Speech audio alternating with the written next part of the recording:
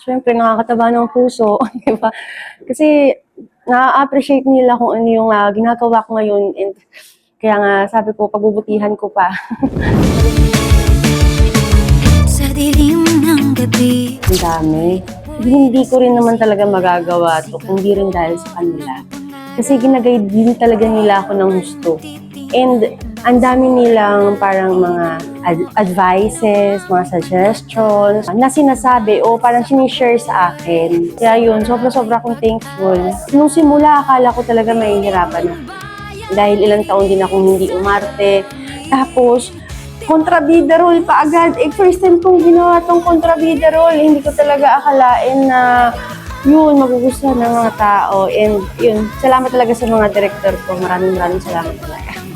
Depende kasi. Nakadepende kasi doon sa karakter. Tumingin-tingin ako, nanonood-nood ako ng karakter, ng katulad ng karakter na meron ako, yung nalalapit lang sa karakter. Hindi mo rin talaga pwedeng gayahin eh.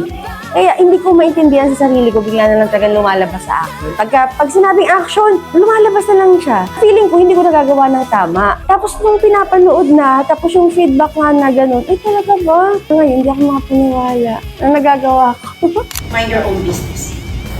Para maliwanag na legal ang proseso ng pag-transfer. Gusto mong makita? Ito, basahin mo.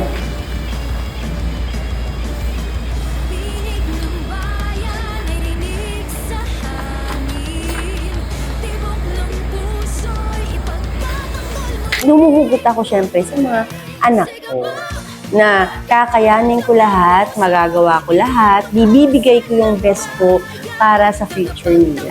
Sa lahat-lahat ng patuloy na sumusuporta sa akin, taus-puso po ako nagpapasalamat sa inyo. Napakalaking tulong, napakalaking bagay ng ginagawa nyo para sa akin. Maraming salamat po. Kaya naman guys, manood kayo ng Sigabo Monday to Friday, 8 p.m.